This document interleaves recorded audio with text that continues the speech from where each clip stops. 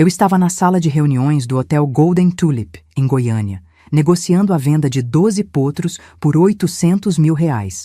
Eram 4 da tarde de uma terça-feira escaldante de outubro. Meus dedos suavam contra a caneta Montblanc que meu falecido marido me deu 30 anos atrás. Do outro lado da mesa, 3 compradores argentinos esperavam minha assinatura final. Foi quando meu celular vibrou.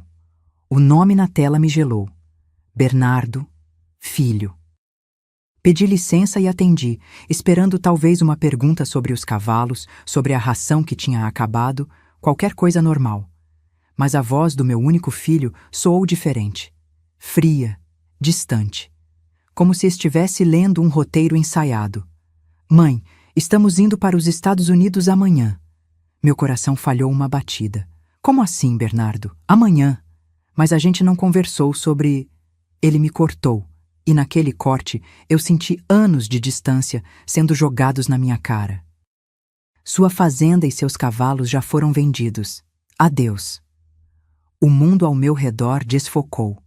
Os argentinos, a mesa de mogno, os contratos, tudo virou um borrão. Tentei respirar, mas o ar não descia. E então, como uma lâmina enfiada nas minhas costas, ouvi aquela voz. Aquela voz que eu tinha aprendido a temer nos últimos 3 anos. Fabiana, minha nora. Ela gritou ao fundo, e eu podia sentir o sorriso venenoso na boca dela. Do que você está falando? Finalmente livre dessa velha teimosa. E ela riu. Meu Deus, como ela riu. Naquele segundo, 80 mil memórias explodiram na minha cabeça. 30 anos construindo aquela fazenda com as minhas próprias mãos. As madrugadas no curral quando ninguém acreditava em mim. Os calos que sangraram. As noites que chorei sozinha depois que Sérgio morreu, com Bernardo dormindo no quarto ao lado, apenas uma criança de 10 anos que eu jurei proteger de tudo. E agora, ele estava me dizendo que tinha vendido minha vida. Mas sabe o que eles não sabiam? Eu sorri. Sim, ali, com lágrimas ameaçando descer, eu sorri. Porque existe uma coisa que filhos manipulados e noras gananciosas nunca entendem. Mulheres como eu não chegam aos 68 anos de idade, comandando 320 hectares de terra, criando cavalos campeões, sem aprender a guardar segredos. Segurei o telefone com força e respondi, com a voz mais calma que consegui. Entendo, Bernardo, mas você esqueceu uma coisa. Silêncio do outro lado. Fabiana gritou, agora com um fio de nervosismo. Do que você está falando? E eu ri. Ri porque a fazenda que eles disseram ter vendido, na verdade, se você quer descobrir histórias reais de coragem, de mulheres que não se deixaram quebrar, se inscreva no canal e ative o sininho. Porque esta história está apenas começando, e o que vem a seguir vai te fazer repensar tudo sobre família, lealdade e justiça. Mas antes de eu contar o que eles esqueceram, você precisa entender quem eu sou. Precisa entender como uma viúva de 38 anos, sozinha, transformou 50 hectares de pasto seco no interior de Goiás em um império que fazia fazendeiros com o dobro da minha idade me pedirem conselhos. Porque o que aconteceu naquele telefonema não foi acidente. Foi o resultado de 40 anos de planejamento silencioso. E quando você entender isso, você vai entender por que eu não apenas sobrevivi àquela traição. Eu a transformei na pior decisão que eles já tomaram na vida. Meu nome é Isadora Mendes, e eu não nasci para ser fraca. Mas houve um dia em que pensei que seria. Um dia em que o chão sumiu debaixo dos meus pés e eu tive certeza de que não conseguiria me levantar. Foi uma sexta-feira de março, há 30 anos. Sérgio tinha acabado de completar 45 anos na quinta anterior. Fizemos uma festa pequena na varanda da nossa casa. Na época, apenas uma construção simples de 3 quartos, com goteiras no telhado e piso de cimento queimado. Ele estava sorrindo naquela manhã. Lembro do cheiro de café coado misturado com o odor de terra molhada que entrava pela janela da cozinha. Sérgio vestia aquela camisa xadrez desbotada que eu implorava para ele jogar fora. Ele beijou minha testa, chamou Bernardo para tomar café, e saiu para o curral como fazia todas as manhãs desde que compramos aqueles 50 hectares. 3 horas depois, o vizinho bateu na minha porta com o rosto pálido. Aneurisma cerebral. Fulminante. Sérgio nem teve tempo de cair do cavalo. O animal sentiu e parou, como se soubesse que seu dono tinha partido. Eu tinha 38 anos, Bernardo tinha 10, e eu não tinha absolutamente nada além de 50 hectares de pasto seco, 17 cabeças de gado magro, uma dívida de R$82 mil no banco, e um filho que acordava todas as noites chorando, chamando pelo pai. As pessoas da cidade falaram. Ah, como falaram. Isadora vai ter que vender tudo. Pobrezinha, sozinha com um menino, sem profissão, sem estudo. Dá uns 6 meses e ela volta para a casa da mãe. Eu ouvi cada palavra. Engoli cada previsão do meu fracasso como se fosse veneno. E sabe o que fiz? Acordei às 4 da manhã do dia seguinte ao enterro, vesti as botas de couro de Sérgio, que ficavam grandes nos meus pés, calcei as luvas de trabalho dele e fui para o curral, sozinha. As mãos sangraram na primeira semana. Minha coluna gritava de dor todas as noites. Eu não sabia absolutamente nada sobre manejo de gado, sobre rotação de pasto, sobre vermífugos ou suplementação mineral. Mas eu aprendi. Meu Deus, como eu aprendi! Acordava quando ainda estava escuro. Bernardo tomava café sozinho antes da escola, porque eu já estava no campo. Voltava com as unhas sujas de terra, com hematomas nos braços de segurar mourão de cerca, com queimaduras de sol que descascavam minha pele até sangrar. Teve um dia, nunca vou esquecer, que eu sentei no chão do curral, olhei para as minhas mãos cheias de calos e feridas e chorei. Chorei com raiva. Chorei porque estava exausta. Chorei porque ninguém me ensinava, porque os homens da cooperativa riam da viuvinha que queria brincar de fazendeira, porque o gerente do banco me tratava como se eu fosse uma criança pedindo dinheiro emprestado para comprar doce. Mas sabe o que eu fiz depois de chorar? Levantei, limpei as lágrimas. E voltei ao trabalho. Nos primeiros 5 anos paguei a dívida, toda ela, real por real. Vendi bezerros, economizei em tudo, minha roupa, meu sapato, minha comida. Bernardo usava uniforme escolar até rasgar. Eu costurava à noite. Nós comíamos arroz, feijão e ovo quase todos os dias. Luxo era um frango aos domingos, mas eu não desisti. Aos poucos, a fazenda começou a respirar. Comprei mais gado, aprendi sobre genética bovina com um veterinário que teve pena de mim e me ensinou de graça. Li livros. Fiz cursos por correspondência. Me tornei obcecada. Cada real que entrava, eu reinvestia. E então, há 15 anos, eu tive uma ideia. Vi um manga-larga marchador pela primeira vez numa feira agropecuária em Goiânia. Era um animal magnífico. Pelagem dourada, porte elegante, aquela marcha batida que parecia uma dança. O dono pediu R$220 mil, uma fortuna. Eu tinha apenas 180 mil economizados em 5 anos de vacas magras. Negociei, implorei. Ofereci pagar em parcelas. Ele riu de mim. Então, mostrei meus livros de contabilidade. Mostrei como, sozinha, eu tinha transformado uma fazenda falida em algo produtivo. Mostrei meu planejamento para os próximos 10 anos. Ele vendeu. E ainda me deu desconto. 190 mil. Aquela égua, estrela da alvorada, mudou minha vida. Em 3 anos, ela me deu 4 potros. Comecei a participar de exposições. Ganhei prêmios. Meu nome começou a circular no mercado. Isadora Mendes, a criadora de manga-larga de Goiás. Fazendeiros ricos me ligavam. Compradores vinham de São Paulo, de Minas, até do Rio Grande do Sul. Há 7 anos, vendi um potro campeão por R$2.300 mil. 2 milhões e 300 mil reais. Eu, a viúva que ia fracassar. Eu, a mulher que não sabia nada.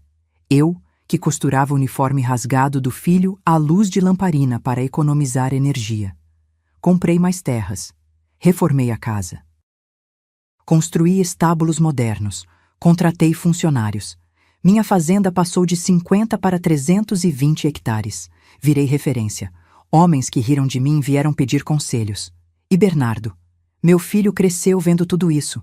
Vendo a mãe trabalhar como um animal para dar a ele educação, comida, futuro. Paguei faculdade de administração em Goiânia. Ele se formou. Voltou para a fazenda. Eu achei que finalmente teria um parceiro. Alguém para dividir o peso de 3 décadas de luta. Eu estava tão orgulhosa dele, até o dia em que ele conheceu Fabiana, e tudo que eu construí com sangue, suor e lágrimas começou a desmoronar. Bernardo tinha 32 anos quando me ligou, animado, dizendo que tinha conhecido alguém especial. Meu coração se encheu de alegria. Meu filho merecia ser feliz. Ele tinha passado anos focado na fazenda, nos negócios, ajudando a expandir o que eu construí. Namoros rápidos, nada sério. Eu já tinha até perdido a esperança de vê-lo formar família. Mãe, ela é incrível, você vai adorar. Vou levar ela para jantar em casa no sábado. Passei a semana toda preparando aquela noite. Mandei limpar a casa inteira. Comprei flores frescas. Girassóis amarelos que coloquei em vasos de vidro na sala. Preparei uma picanha nobre, farofa de castanhas, vinagrete fresco. Até tirei do armário as taças de cristal que ganhei no meu casamento e nunca usava. Queria que ela se sentisse bem-vinda. Sábado chegou, 7 da noite. Ouvi o som do carro de Bernardo na entrada de Cascalho. Meu coração batia acelerado, aquela ansiedade boa de mãe conhecendo a possível nora. Alisei meu vestido de linho verde água, aquele que eu usava em ocasiões importantes, e fui até a varanda. Bernardo saiu do carro sorrindo. E então ela desceu. Fabiana. A primeira coisa que notei foi a idade. Ela era claramente mais velha que meu filho. Descobri depois que 8 anos mais velha, 40 na época. Cabelos loiros descoloridos puxados num coque rígido, unhas postiças vermelhas compridas demais, uma bolsa de marca que eu reconheci porque vi numa revista. 12.000 reais. Ela usava um conjunto de linho bege e salto agulha fino. Salto agulha? Numa fazenda. Sorri e abri os braços. Ela me cumprimentou com 2 beijos no ar, aqueles que não tocam de verdade. Suas mãos estavam frias, e quando ela entrou na minha casa, seus olhos... Meu Deus! Como seus olhos vasculharam cada detalhe. Não foi um olhar de curiosidade normal. Foi um inventário. Vi quando ela parou na estante de troféus dos cavalos. Vi quando olhou fixamente para o aparador antigo de jacarandá que pertenceu à minha avó. Vi quando seus olhos se fixaram no quadro na parede. Uma pintura a óleo que eu tinha comprado 2 anos antes numa galeria em Goiânia. 28.000 reais. Obra de um artista local famoso. Ela sorriu. Mas não foi um sorriso quente. Foi calculista. Durante o jantar, Fabiana falou sem parar. Sobre ela. Sempre sobre ela. Contou que era divorciada, que tinha 2 filhos adolescentes do primeiro casamento, Vinícius, 17, e Laura, 15, que tinha passado por muito sofrimento com o ex-marido, que merecia recomeçar a vida com dignidade. Percebi como ela tocava o braço de Bernardo a cada frase, como inclinava a cabeça quando ele falava, com aquele jeitinho estudado de quem sabe exatamente o que está fazendo. E então ela soltou a primeira farpa. Dona Isadora, deve ser tão cansativo gerenciar tudo isso na sua idade. Finquei o garfo no prato. Bernardo riu, nervoso, tentando suavizar. Mãe é uma leoa, Fabi. Ela não cansa. Mas Fabiana continuou, agora com um tom de falsa preocupação. Mas é muita responsabilidade para uma pessoa só, né? A senhora já fez tanto, já provou tudo o que tinha que provar. Não seria hora de descansar? Aproveitar a vida? Aproveitar a vida. Como se eu estivesse desperdiçando meus dias. Engoli a raiva e sorri. Eu adoro o que faço, Fabiana. A fazenda não é peso, é minha vida. Ela deu aquele sorriso pequeno, condescendente. Claro, claro, mas mesmo assim, na sua idade, é natural querer passar o bastão para a próxima geração, não é? A próxima geração, ou seja, Bernardo, ou seja, ela. Olhei para meu filho esperando que ele dissesse alguma coisa, que me defendesse, que visse o absurdo daquela insinuação. Mas ele só comeu sua picanha, alheio, como se a mulher ao lado dele não tivesse acabado de me chamar de velha incapaz. A noite seguiu tensa.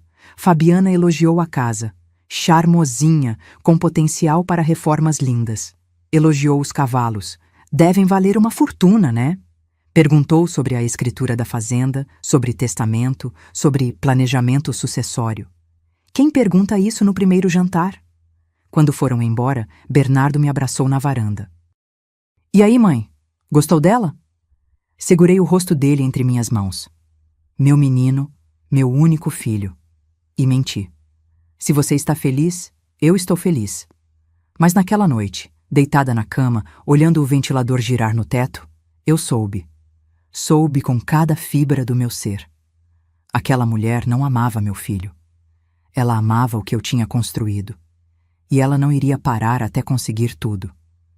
6 meses depois, Bernardo me ligou dizendo que ia se casar. Não pediu minha bênção. Não perguntou minha opinião. Apenas avisou.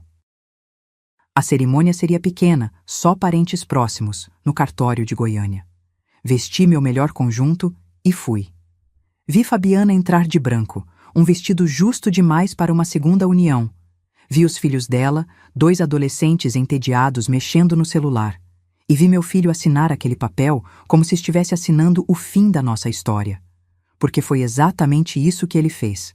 A partir daquele dia, Fabiana entrou oficialmente na minha vida. E ela tinha planos.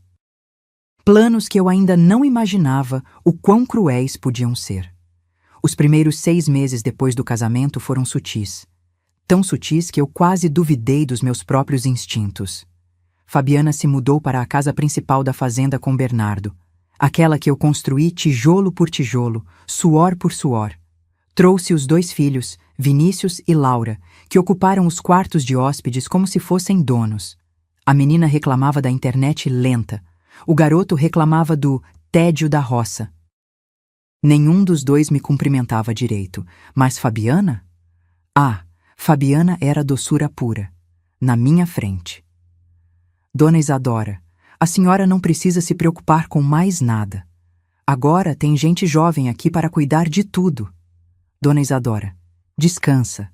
Eu arrumo a cozinha. Dona Isadora, deixa que eu levo esses documentos para o Bernardo assinar. A senhora já trabalhou demais hoje. Cada Dona Isadora soava como um lembrete. Você é velha. Você está ultrapassada. Você está no caminho. E Bernardo? Meu filho estava cego, completamente enfeitiçado. No primeiro ano, Fabiana começou com sugestões casuais durante os jantares. Amor, sua mãe trabalha tanto. Será que não está na hora dela aproveitar a vida? Viajar, descansar? Bernardo olhava para mim com aquele olhar de pena que me partia o coração. Mãe, a Fabi tem razão. Você devia tirar férias. Quando foi a última vez que você viajou? Eu segurava o garfo com força. Viagem? Eu não tirava férias há 25 anos porque não queria. Porque minha fazenda era minha vida. Meus cavalos eram minha alegria. Mas explicar isso para alguém que nunca construiu nada do zero? Impossível. Estou bem, filho. Não preciso de férias. Fabiana suspirava, dando aquele sorrisinho compreensivo para Bernardo, como quem diz, viu? Ela é teimosa mesmo. No segundo ano, a coisa escalou. Fabiana começou a organizar reuniões familiares. Ela, Bernardo, os 2 filhos dela e eu. Sim, reuniões, na minha própria casa, para discutir o futuro da fazenda. Lembro da primeira como se fosse ontem, uma tarde de domingo, depois do almoço. Fabiana trouxe uma pasta de documentos, colocou na mesa da sala e disse com voz melosa.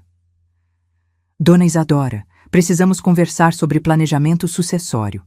A senhora não vai viver para sempre, Deus me livre. Mas temos que pensar na continuidade do negócio. Meu sangue gelou. Bernardo completou, como um papagaio treinado. Mãe. A gente precisa se organizar. Você está com 66 anos. É natural pensar nisso. Natural? Eu tinha 66 anos e acordava às 5 da manhã para cavalgar. Fechava contratos de R$ 500.000 sozinha. Minha mente estava mais afiada que a de qualquer jovem de 30. Mas Fabiana continuou, agora com lágrimas falsas brilhando nos olhos. A gente se preocupa tanto com a senhora. Carregar esse peso sozinha deve ser exaustivo. Ela sabia exatamente onde apertar. Comecei a perceber mudanças pequenas. Documentos que eu deixava no escritório sumiam. Contratos que eu precisava assinar desapareciam. Bernardo começou a tomar decisões sem me consultar. Vendeu 3 éguas reprodutoras sem me avisar. Quando questionei, ele respondeu: "Mãe, você estava dormindo. Não quis te acordar. Você precisa descansar mais." Descansar. Aquela palavra maldita. E então, numa tarde de terça-feira, eu encontrei. Estava procurando um contrato de compra de ração no escritório quando vi papéis na impressora. Papéis que ninguém tinha guardado. Peguei sem pensar muito. E meu mundo desabou. Era uma procuração pública, ampla, irrevogável, me destituindo do controle financeiro da fazenda, transferindo todos os poderes administrativos para Bernardo e Fabiana.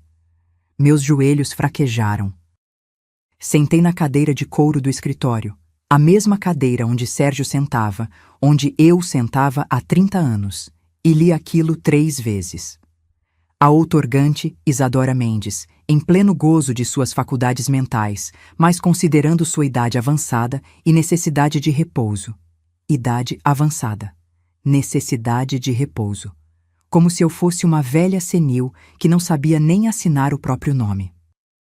A página seguinte era ainda pior. Um plano para a transição gradual da administração, onde eu seria gentilmente afastada das decisões operacionais e me tornaria apenas uma consultora honorária. Consultora honorária, na fazenda que eu construí. Guardei os papéis, não disse nada. Ainda não, porque eu precisava entender até onde essa traição ia, e descobri. 2 semanas depois, durante um almoço, Fabiana soltou a bomba na frente dos filhos dela, como se fosse a coisa mais natural do mundo. Dona Isadora, eu e o Bernardo estávamos pensando: a senhora não gostaria de ter um cantinho só seu? Um apartamento na cidade? Mais prático, perto de tudo, sem a responsabilidade daqui?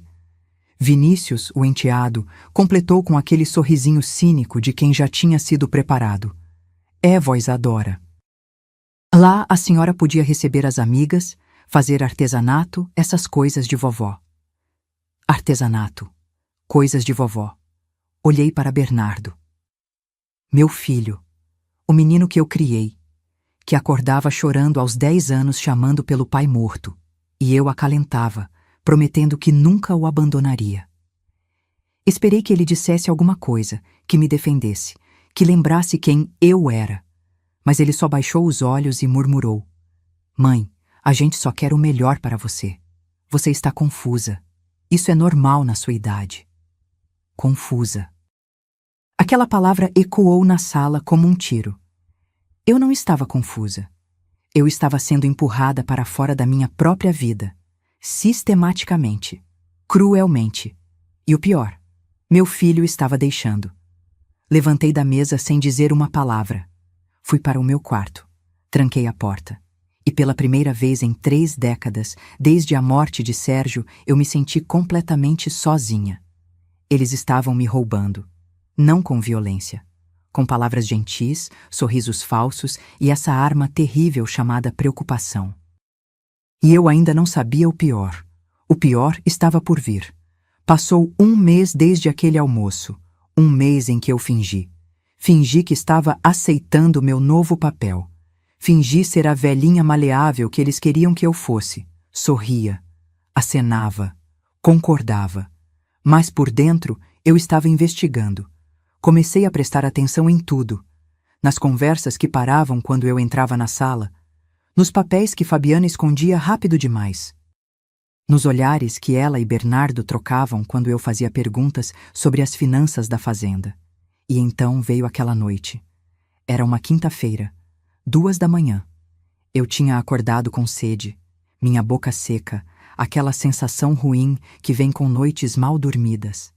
Desci para a cozinha de camisola e chinelos, pisando devagar para não acordar ninguém. A casa estava em silêncio, mas quando passei pelo corredor que leva ao escritório, ouvi vozes, abafadas, tensas. Vinham do quarto de hóspedes que ficava no fundo. Fabiana e Bernardo estavam lá, discutindo. Meu coração acelerou. Fiquei paralisada no corredor escuro, descalça no piso frio, ouvindo. Bernardo, você é fraco demais. Já devíamos ter conseguido a procuração definitiva. A voz de Fabiana estava cheia de raiva. Nada daquela doçura falsa que ela usava na minha frente. Fabi, minha mãe não é idiota. Se eu forçar muito, ela vai desconfiar. E daí? Ela já está velha, confusa. Quem vai acreditar nela? Cada palavra era uma facada. Olha, o plano está funcionando. Devagar, mas está.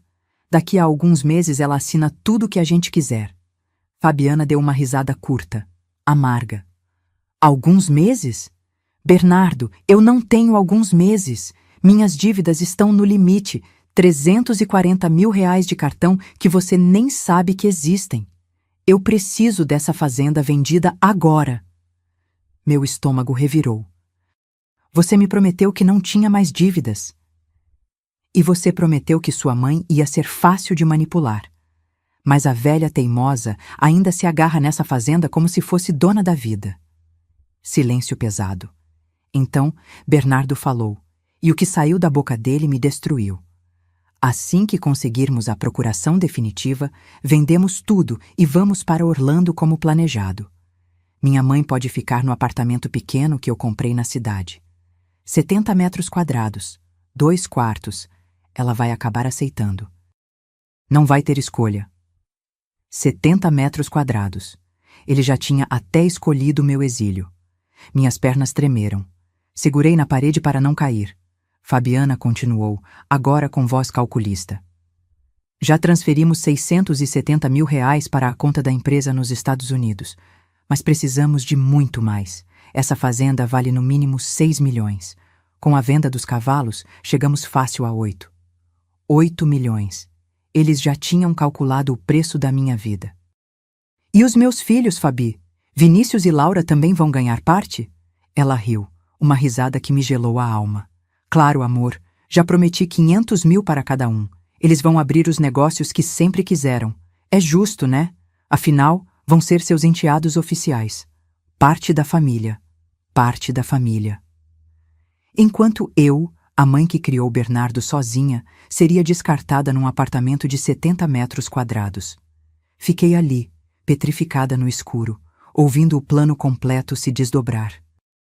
Fabiana tinha convencido Bernardo a abrir uma LLC na Flórida, uma empresa limitada americana. Já tinham despejado 670 mil reais lá. Dinheiro que Bernardo tinha acesso como administrador temporário da fazenda.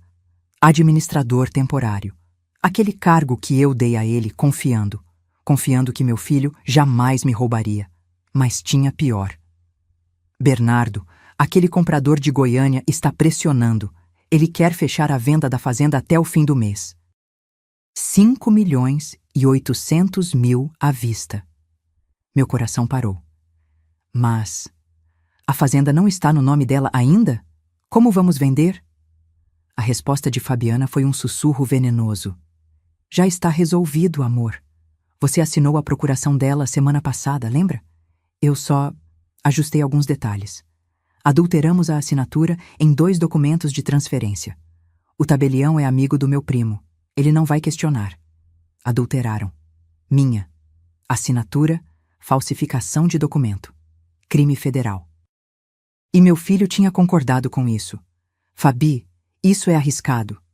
Arriscado é ficar nessa miséria sendo empregado da sua própria mãe. Você tem 35 anos, Bernardo. Está na hora de você ter sua própria vida.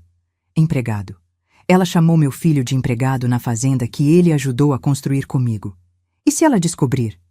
Fabiana riu. Aquele riso que eu nunca mais vou esquecer.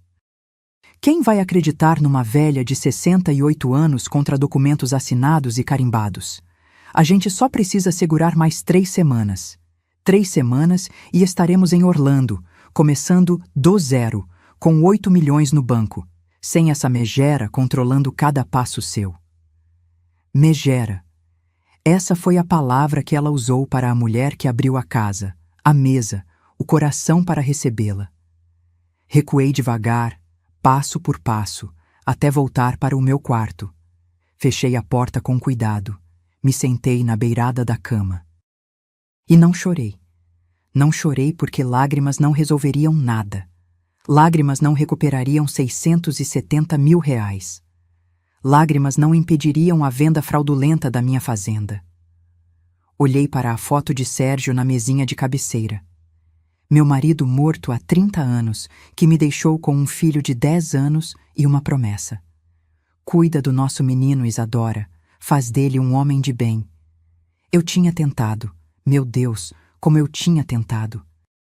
Mas em algum lugar, entre os anos e as manipulações daquela mulher, eu perdi meu filho. Ou talvez ele nunca tenha sido quem eu pensei que era. Mas uma coisa eu sabia. Eu não ia deixar barato. Porque se tinha algo que 30 anos de luta me ensinaram, era isso. Isadora Mendes não era mulher de se entregar. E aquela víbora que dormia no quarto do fundo, ela tinha acabado de assinar a própria sentença. Decidi não confrontá-los. Ainda não. Porque quando você conhece o golpe antes dele acontecer, você tem poder. Você tem escolha. Você pode planejar. Mas precisava agir rápido. Na manhã seguinte, liguei para meu antigo advogado, Dr. Heitor Braga, um homem de 62 anos que me conhecia há 20. Expliquei tudo. Cada detalhe da conversa que escutei. Ele ficou em silêncio por 10 segundos longos. Isadora, isso é gravíssimo.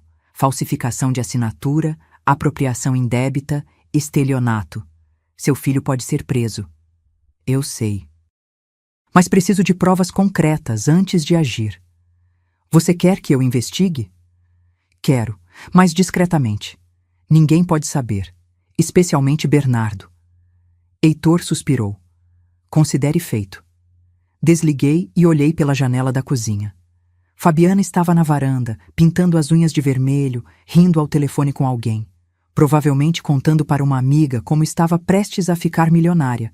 Naquele momento, eu prometi a mim mesma, essa mulher ia pagar. E Bernardo também. Mas antes que eu pudesse montar minha estratégia completa, veio meu aniversário. 68 anos. Fabiana insistiu em fazer uma festinha íntima para mim. Apenas família e alguns amigos próximos dela. Gente que eu nunca tinha visto na vida. Tentei recusar, mas Bernardo implorou. Mãe, a Fabi quer fazer algo especial para você. Ela te ama tanto. Ama. Que piada cruel. Aceitei, porque naquele ponto eu estava coletando munição. Cada palavra, cada gesto falso, cada humilhação. Tudo ia ser usado contra eles. O almoço foi no domingo, 12h. Fabiana decorou a mesa com arranjos de flores artificiais, lírios de plástico rosa-choque que eu odiava. Fez uma lasanha requentada e comprou um bolo industrializado da padaria com aquela cobertura doce demais. Chegaram 10 pessoas, amigos de Fabiana, um casal de empresários de Goiânia, 2 amigas dela que não paravam de tirar selfie, o primo dela, aquele do tabelião corrupto. Gente superficial, barulhenta, que não sabia nem meu nome direito. Me sentei na ponta da mesa, na minha própria casa, como uma convidada. E então começou. Durante o almoço, Fabiana levantou a taça de vinho barato e fez um brinde. Alto, para todos ouvirem. Quero brindar a dona Isadora, que hoje completa 68 anos. Uma mulher. Como posso dizer? De muita fibra, né? Construiu essa fazenda todinha, sozinha, depois que ficou viúva. As pessoas aplaudiram educadamente. Ela continuou. Agora com aquele tom de pena que me fazia querer gritar. Mas toda mulher forte precisa saber a hora de parar, né, gente?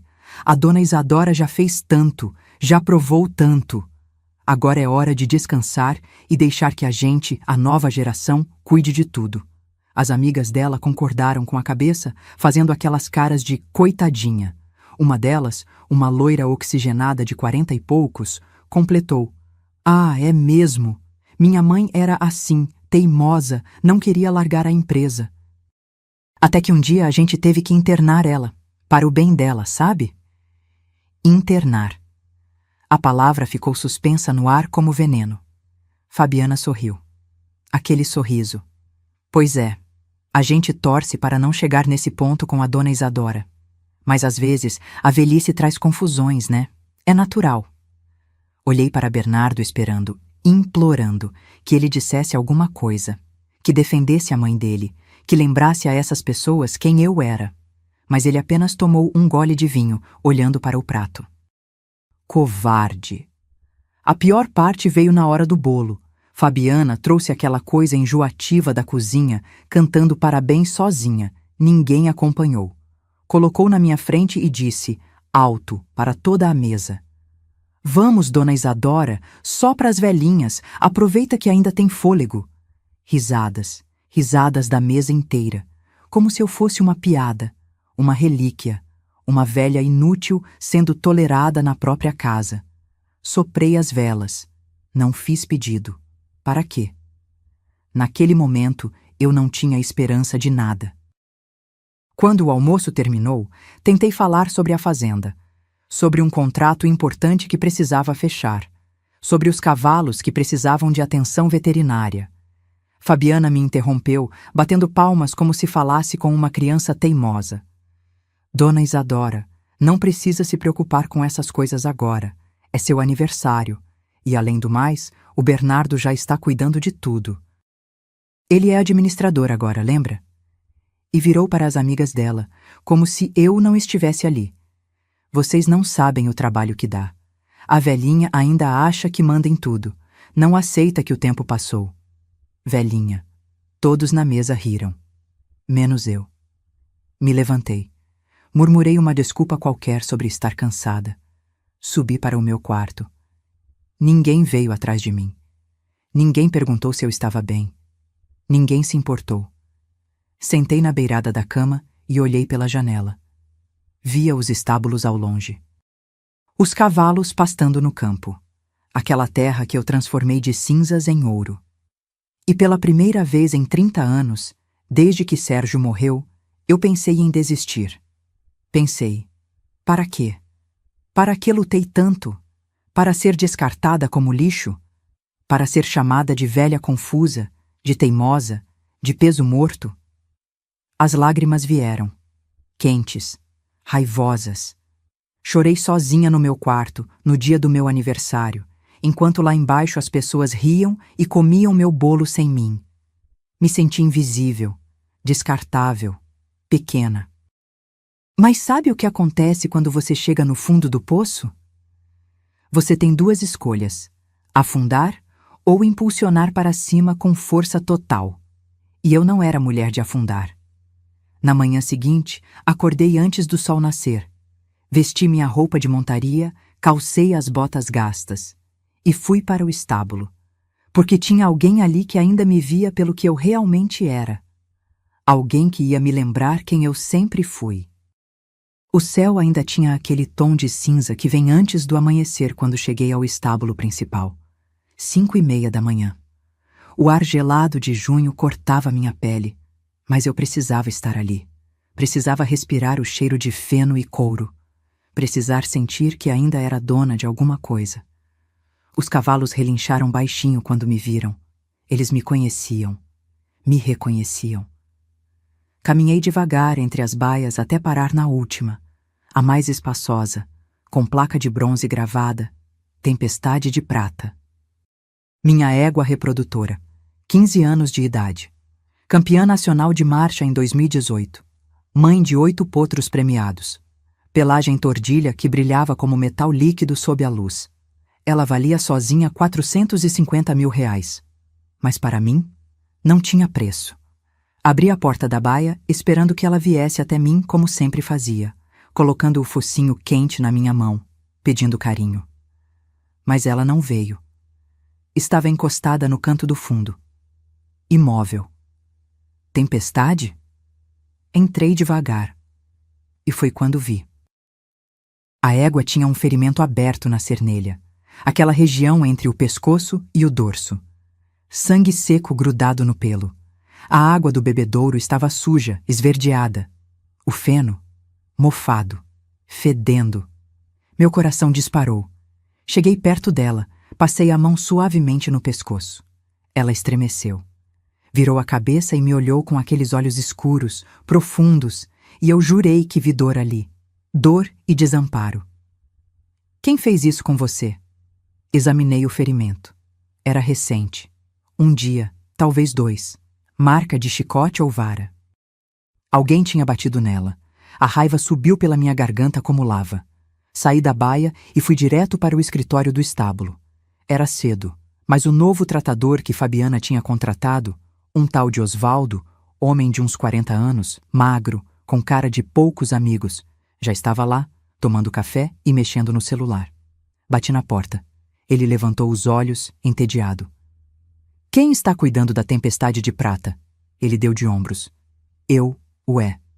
Então me explica o ferimento que ela tem. Osvaldo levantou irritado, como se eu estivesse atrapalhando o dia dele. Aquela égua tá rebelde. Não quis entrar no brete ontem para a limpeza. Tive que dar uns tapas. Uns tapas. Na minha campeã nacional. Na minha tempestade. Minha voz saiu gelada. Pega suas coisas. Você está demitido. Ele riu. Riu na minha cara. A senhora não pode me demitir. Quem me contratou foi a dona Fabiana. Ela que manda agora. Ela que manda agora. Aquelas 5 palavras foram como um soco no estômago. Mas então algo dentro de mim quebrou. Não sei se foi a humilhação do dia anterior. Não sei se foi ver minha égua machucada. Não sei se foi ouvir aquele verme dizer que outra pessoa mandava na minha fazenda. Mas algo se rompeu.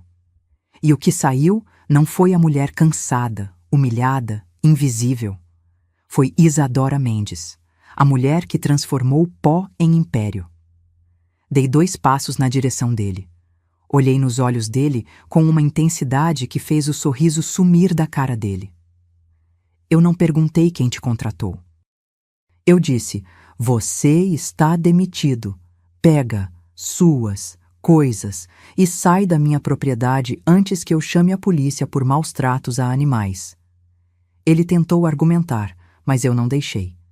Peguei o telefone, disquei para o caseiro da fazenda, seu Valdir, homem de confiança que trabalhava comigo há 18 anos, e ordenei.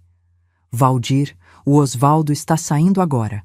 Acompanha ele até o portão, e a partir de agora, ninguém é contratado ou demitido sem minha autorização. Ninguém. Osvaldo saiu bufando, xingando baixo. Não me importei. Voltei para o estábulo, para a tempestade. Passei as 2 horas seguintes cuidando dela pessoalmente. Limpei o ferimento com soro fisiológico e pomada antibiótica. Troquei a água. Coloquei feno fresco. Escovei cada centímetro da pelagem dela, falando baixinho, pedindo desculpas por ter deixado aquilo acontecer. E enquanto fazia isso, enquanto sentia o calor do corpo da égua, o cheiro forte do estábulo, o sol nascendo pela janela, algo em mim se acendeu novamente. Tempestade encostou o focinho no meu ombro. Aquele gesto simples que ela sempre fazia. Seu jeito de dizer, está tudo bem, estou aqui. Foi quando entendi. Aquela égua tinha 15 anos. Tinha sido campeã. Tinha dado crias valiosas. Tinha construído legado. E ainda assim, lutou quando foi maltratada. Não se entregou. Não aceitou passivamente. Se ela podia lutar, eu também podia. Encostei minha testa na dela. Fechei os olhos. E fiz uma promessa. Ninguém mais vai machucar você. E ninguém mais vai me machucar. Saí do estábulo às 8 da manhã com a mente afiada, clara, determinada. Fui direto para a cidade. Dirigi os 58 quilômetros até Goiânia sem parar. Entrei no escritório do Dr. Heitor Braga sem marcar hora. Ele estava em reunião, mas quando a secretária disse que era urgente, ele me recebeu imediatamente. Isadora, você está bem? Sentei na poltrona em frente à mesa dele. Olhei nos olhos dele e disse com voz firme: quero que você investigue meu filho e minha nora. Quero todas as movimentações financeiras dos últimos 2 anos. Quero saber onde está indo cada centavo. Quero rastrear essa empresa nos Estados Unidos. Quero provas de tudo. E quero um detetive particular monitorando conversas, documentos, tudo. Heitor me olhou surpreso. Ele conhecia a Isadora cansada, chorosa da semana anterior. Mas a mulher na frente dele agora era outra. Vai custar caro. Não me importo. Uso meu dinheiro pessoal, nem R$1 da fazenda. Ele pegou o bloco de notas. Você tem certeza? Porque se encontrarmos o que você acha que vai encontrar, seu filho pode ir preso. Respirei fundo. Então que vá, porque eu não criei um ladrão. E se ele escolheu ser um, vai pagar as consequências. Heitor assentiu. Começou a anotar. Saí daquele escritório 3 horas depois com um plano. Um detetive contratado. Um contador forense a caminho. E uma determinação de ferro no peito. Voltei para a fazenda dirigindo devagar, olhando a paisagem. Os campos dourados, o céu azul infinito, as cercas que eu mesma ajudei a erguer. E entendi algo fundamental. Eu não tinha construído tudo aquilo para desistir agora. Fabiana tinha cometido um erro fatal. Ela tinha subestimado a mulher errada. E Bernardo? Meu filho ia aprender da maneira mais dura o que significava trair Isadora Mendes. A guerra tinha começado. Mas dessa vez, eu tinha as armas. Os 4 meses seguintes foram os mais difíceis da minha vida. Não pela dor. Eu já estava acostumada com dor. Mas pela atuação. Porque eu tinha que fingir. Fingir que não sabia de nada.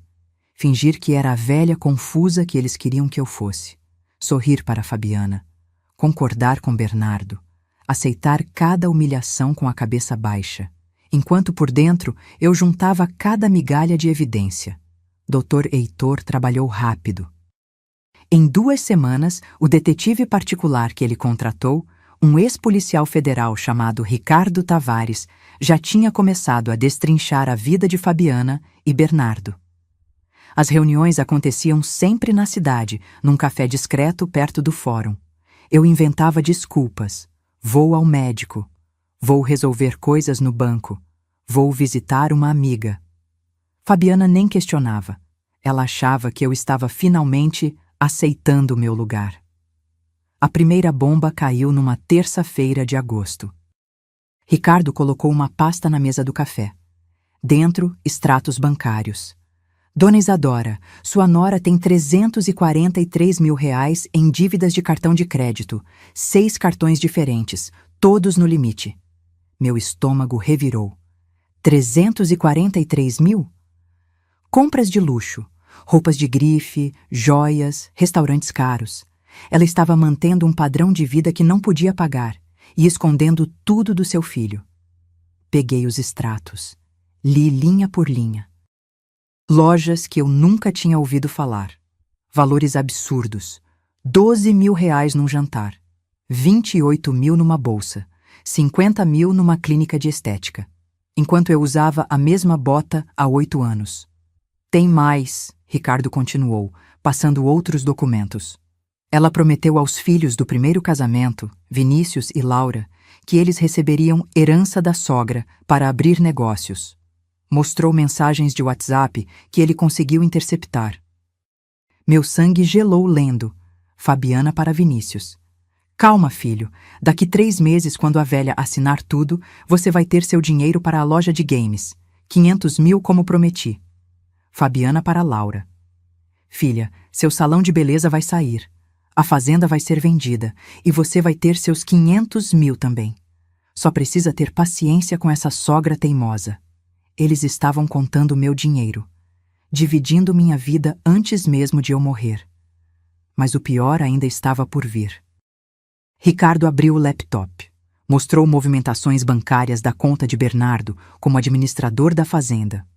Nos últimos 18 meses, seu filho transferiu R$670 mil para uma conta da LLC que eles abriram na Flórida, Sunshine Farms, LLC. 670 mil reais.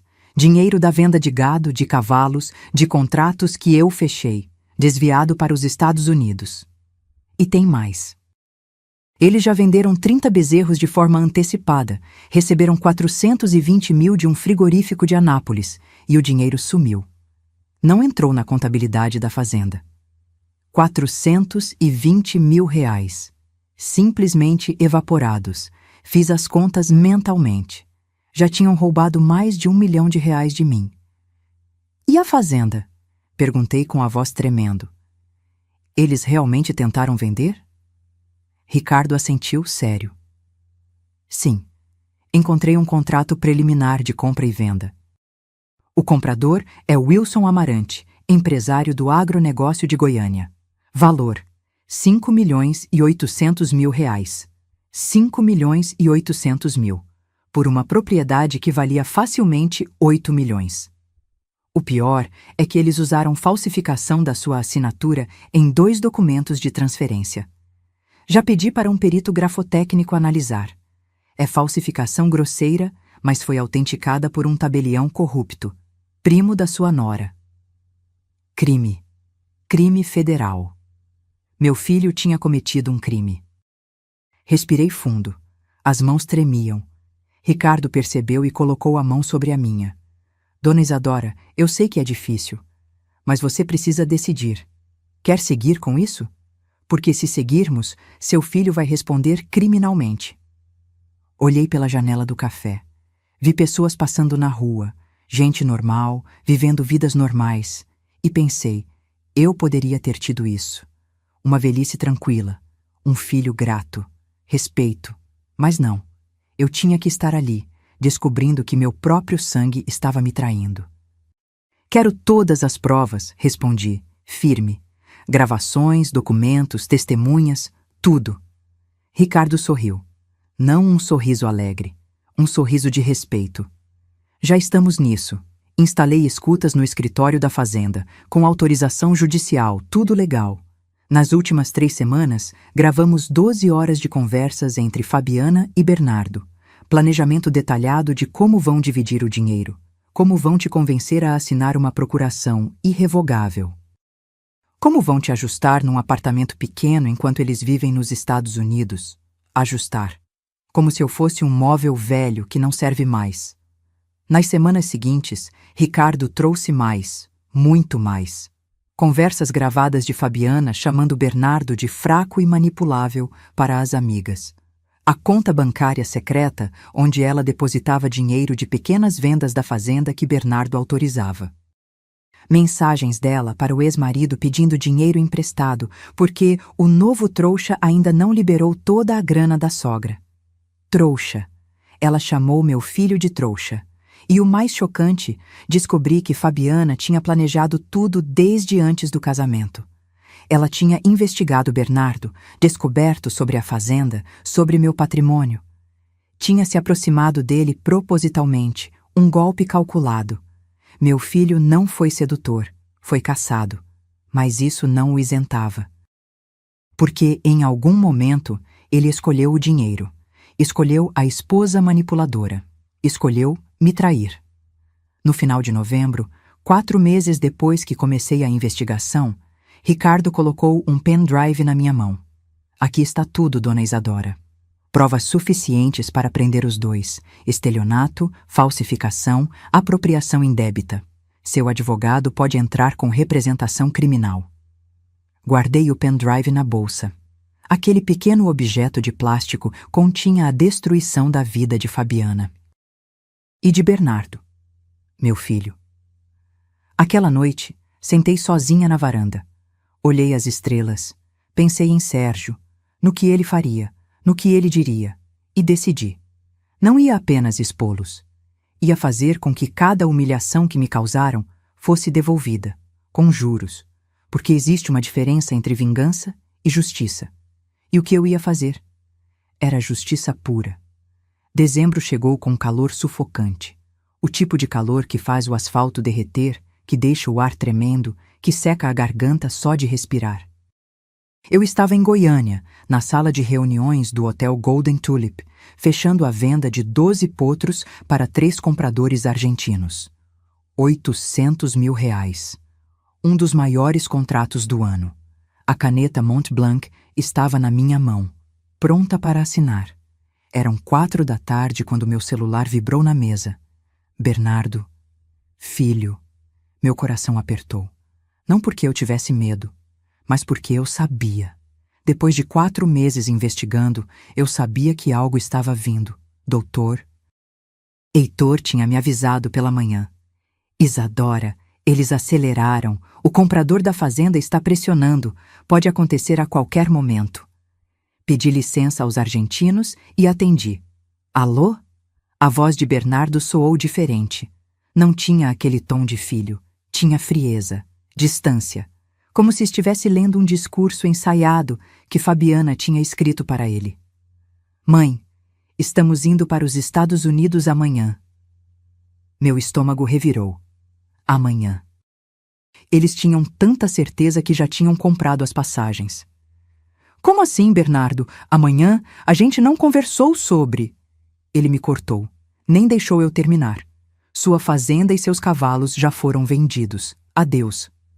Aquela palavra. Adeus. Não um até breve. Não um a gente se fala. Adeus.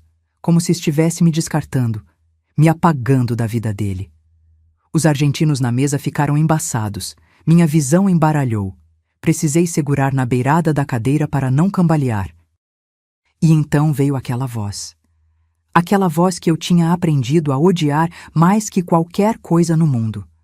Fabiana gritou ao fundo, longe do telefone, mas eu ouvi cada palavra venenosa. Do que você está falando? Finalmente livre dessa velha teimosa. E ela riu. Aquele riso agudo, cheio de vitória falsa, como se tivesse ganhado uma guerra. Como se eu fosse apenas um obstáculo que finalmente tinha sido removido do caminho. Naquele segundo, tudo veio de uma vez. As 30 madrugadas suadas no curral depois que Sérgio morreu. As mãos sangrando de erguer cerca, os joelhos machucados de plantar cada árvore daquela fazenda. As noites que pulei, jantar para economizar e pagar a faculdade de Bernardo. O orgulho que senti quando ele se formou, quando voltou para me ajudar. Tudo jogado no lixo, por causa de uma mulher gananciosa e de um filho fraco. Mas sabe o que aconteceu? Em vez de desabar, em vez de chorar, algo dentro de mim sorriu. Porque durante 4 meses, enquanto eles planejavam me destruir, eu estava um passo à frente. Eu tinha provas, gravações, documentos, testemunhas. Eu sabia de cada centavo roubado, de cada mentira dita, de cada assinatura falsificada. E eles não faziam ideia. Respirei fundo, sequei a lágrima que ameaçou cair. Olhei para os 3 argentinos que me observavam preocupados. Fiz um sinal de que estava tudo bem. E respondi ao meu filho com a voz mais calma que consegui. Quase doce, quase maternal. Entendo, Bernardo, mas você esqueceu uma coisa. Silêncio do outro lado da linha. Eu podia sentir a confusão, o nervosismo, a sensação de que algo estava errado. Fabiana gritou de novo, agora com um fio de desespero na voz. Do que você está falando? E eu sorri, um sorriso genuíno, porque ia ser tão delicioso desmontar a farsa deles. Vocês venderam a fazenda, é isso? Bernardo gaguejou. Eu, sim. 5.800.000 reais. O comprador já pagou 1,5 milhão de sinal. Está tudo acertado. 1,5 milhão de sinal. Dinheiro que eles já tinham embolsado. Dinheiro que teriam que devolver. E os cavalos? Também venderam? Todos, menos a Tempestade, porque ela está velha, ninguém quis. Velha, como eu. E a papelada? Está tudo certo? Silêncio, um silêncio pesado. Está, mãe. Tudo assinado e autenticado. Menti. Eu sabia que era mentira. Sabia que tinham falsificado minha assinatura. Sabia que o tabelião era corrupto. Sabia de tudo. Entendo. Pausa longa. Eles esperavam que eu surtasse, que chorasse, que implorasse. Mas eu só disse calmamente: Bernardo, tem um problema no que você acabou de me dizer. Ouvi Fabiana sussurrar algo ao fundo. Ouvi o pânico começando a rachar a voz dela. Que problema, mãe? Olhei pela janela do hotel. O sol de dezembro queimava o céu de Goiânia. Pessoas andavam na rua, alheias ao drama que estava acontecendo naquela ligação. A fazenda que você vendeu, ela não está no meu nome, filho. Silêncio absoluto. Como assim? Nunca esteve.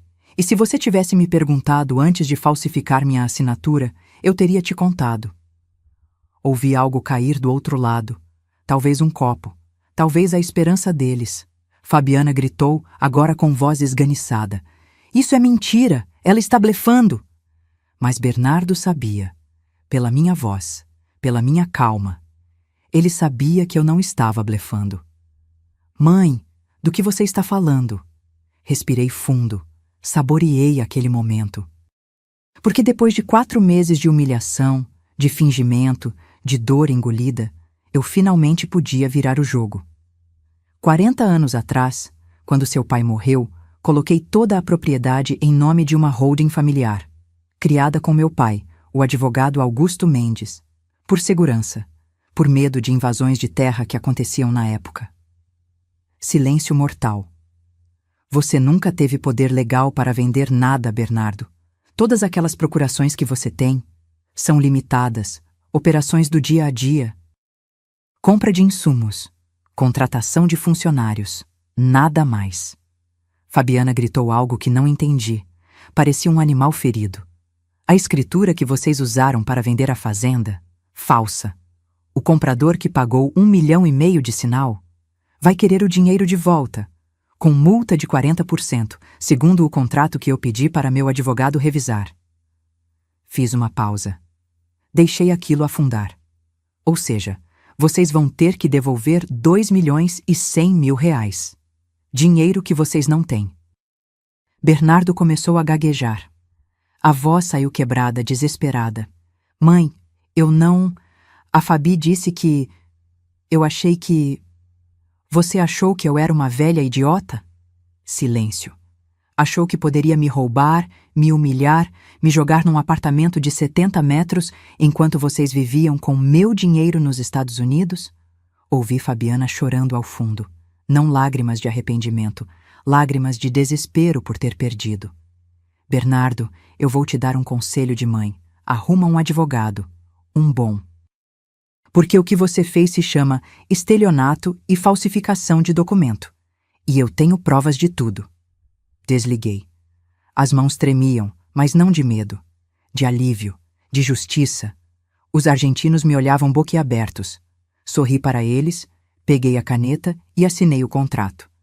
Desculpem a interrupção, senhores. Assuntos de família. A guerra tinha acabado, mas a execução da sentença estava apenas começando. 3 dias depois daquela ligação, enviei uma mensagem para Bernardo. Curta, direta, gelada. Preciso que você e Fabiana venham à fazenda amanhã, 10 horas da manhã. Assunto urgente sobre a transferência da propriedade. Tragam os documentos da venda. Ele respondeu em 5 minutos. Ok, mãe, a gente vai. Claro que iriam. Eles ainda achavam que tinham alguma chance de consertar a mentira. De me convencer que estava tudo certo, de me manipular mais uma vez. Mas o que eles não sabiam é que eu não estava sozinha. Na manhã de sexta-feira, 9 horas, comecei a receber as visitas. Primeiro chegou o Dr. Heitor Braga, meu advogado, com 2 pastas grossas de documentos debaixo do braço. Ele estava sério, mas percebi um brilho de satisfação nos olhos dele. Justiça finalmente sendo feita. Depois chegou o delegado Maurício Lins, meu amigo de 20 anos, ex-colega de Sérgio nos tempos de universidade, homem íntegro, incorruptível. Ele trouxe 2 oficiais de justiça. Isadora, você tem certeza disso? Ele perguntou, apertando minha mão. Absoluta. E então chegou Wilson Amarante, o comprador da fazenda. Um homem de 50 e poucos anos, empresário do agronegócio, cara de poucos amigos. Ele estava furioso. Dona Isadora, eu paguei 1,5 milhão de sinal nessa propriedade. Se essa venda não se concretizar, vou processar todo mundo. Heitor levantou a mão, calmo. Senhor Wilson, o senhor foi vítima de uma fraude. A senhora Isadora não autorizou venda nenhuma. A assinatura nos documentos é falsificada. Wilson ficou branco. Falsificada? Vamos provar isso hoje. E o senhor terá seu dinheiro de volta. Pode ficar tranquilo. Às 10 horas em ponto, ouvi o som do carro de Bernardo na entrada de Cascalho. Todos estávamos na sala principal. Eu sentada na poltrona de couro que Sérgio amava, Heitor à minha direita, Maurício à esquerda, os 2 oficiais de pé ao fundo, Wilson sentado em outra poltrona, de braços cruzados. Bernardo e Fabiana entraram pela varanda. Eles estavam radiantes, sorridentes. Bernardo usava camisa social clara, calça jeans, sapato novo. Fabiana estava de vestido rosa, maquiagem perfeita, aquele sorrisinho vitorioso no rosto. Carregava uma pasta, provavelmente com as passagens para Miami, comprovantes de depósito, sonhos de riqueza. Mas quando abriram a porta da sala e viram toda aquela gente, o sorriso morreu. Fabiana parou. Bernardo também. Os olhos deles correram de pessoa para pessoa, tentando entender. Mãe, o que está acontecendo aqui? Bernardo tinha medo na voz. Reconhecia o delegado. Via os oficiais de uniforme. Fabiana tentou disfarçar, forçando um riso nervoso. Dona Isadora, que reunião é essa? Não era só para assinar os documentos finais? Não respondi. Apenas apontei para as cadeiras vazias na frente da mesa de centro. Sentem. Não foi um convite. Foi uma ordem. Eles se sentaram. Fabiana tentou segurar a mão de Bernardo, mas ele estava tremendo. Heitor abriu a primeira pasta. Tirou um envelope grosso. Colocou na mesa. Vamos começar pelo básico, ele disse, com voz de promotor. Bernardo Mendes e Fabiana Costa Mendes, vocês tentaram vender uma propriedade que não pertence a vocês. Usaram falsificação de assinatura em documentos públicos. Desviaram mais de R$1 milhão em fundos da fazenda para contas pessoais. Fabiana levantou, agressiva. Isso é mentira, nós temos procuração. O Bernardo é administrador. Heitor nem piscou. Procuração limitada. Operações do dia a dia. Nunca, em nenhum momento, houve autorização para a venda de patrimônio. Tirou outro documento. Uma certidão.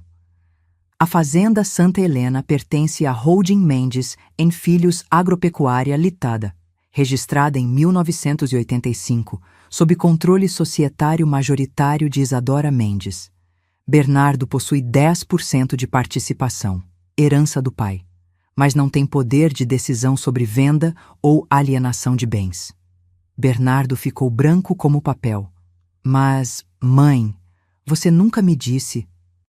Nunca te perguntei, respondi gelada. Se tivesse me procurado com respeito, como filho, em vez de me tratar como uma velha no caminho, eu teria explicado tudo. Heitor continuou, implacável. Vocês receberam R$1,5 milhão de sinal do senhor Wilson Amarante, aqui presente. Wilson se inclinou, fuzilando os 2 com o olhar. E eu quero meu dinheiro de volta, com os 40% de multa previstos no contrato. Dá R$2,100,000. Fabiana começou a chorar. Não de tristeza, de pânico.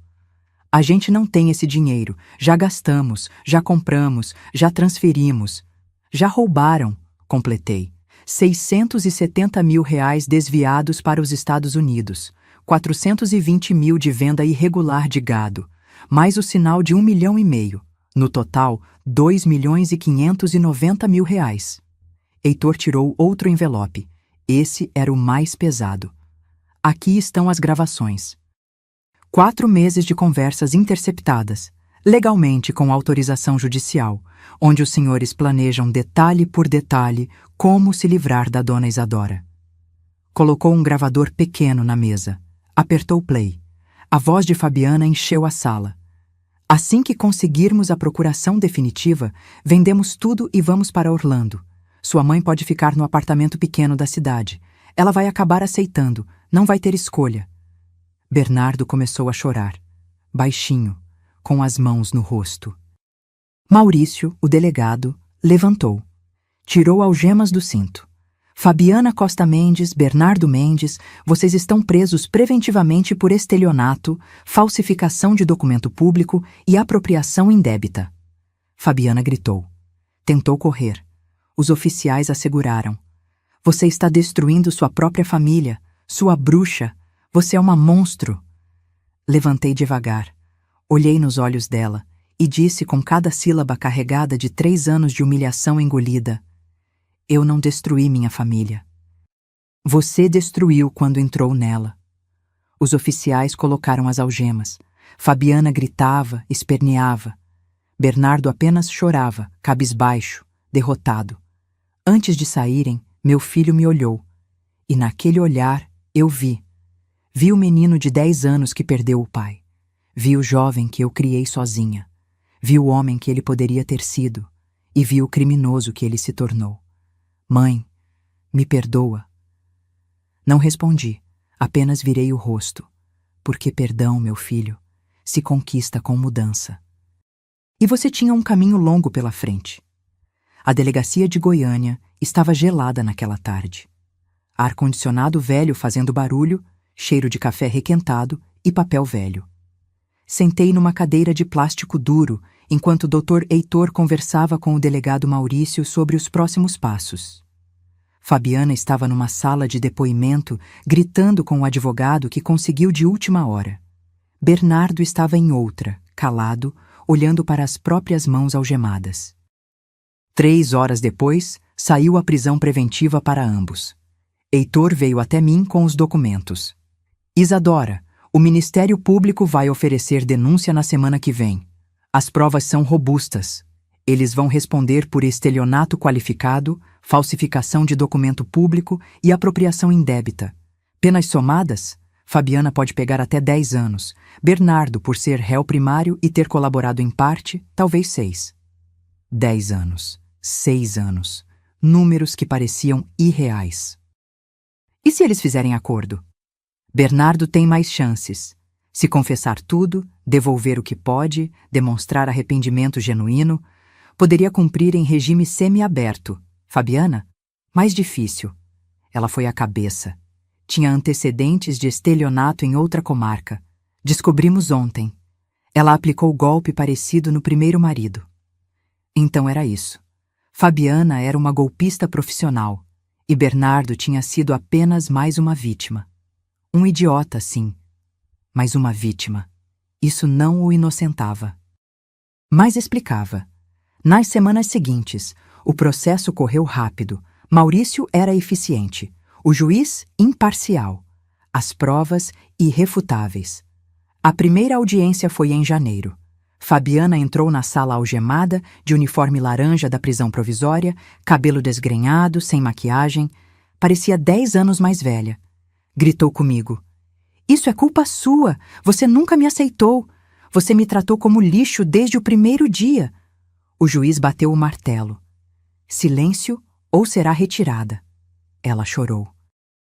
Aquelas lágrimas que ela usava tão bem para manipular. Mas ali, naquela sala fria, não funcionavam mais. Seu advogado tentou alegar que ela tinha sido influenciada emocionalmente, que sofria de transtornos. Mas as evidências eram claras demais. Mensagens dela planejando cada etapa. Vídeos dela gastando dinheiro roubado em restaurantes caros. O histórico de golpes anteriores. A sentença de Fabiana saiu em março. 6 anos e 8 meses de reclusão em regime fechado. Sem direito a regime aberto. Perda de todos os bens adquiridos com dinheiro desviado. 2 carros importados, joias, o depósito de $50 mil que tinha feito para um restaurante em Orlando. Ela gritou quando ouviu. Xingou o juiz. Xingou a mim. Foi arrastada para fora por seguranças. Bernardo foi diferente. Na audiência dele, 2 semanas depois, ele entrou de cabeça baixa, magro, olheiras fundas, barba por fazer. Parecia um fantasma do filho que eu tinha criado. Quando o juiz perguntou se tinha algo a declarar, ele pediu para falar. Levantou, olhou para mim. Eu estava sentada no fundo da sala e a voz dele saiu quebrada. Eu não tenho desculpa. Fiz tudo o que estão me acusando. Roubei minha mãe. Traí a mulher que me criou sozinha, que trabalhou até sangrar para me dar futuro. Eu me perdi. Lágrimas escorriam pelo rosto dele. Fui fraco. Acreditei em promessas vazias.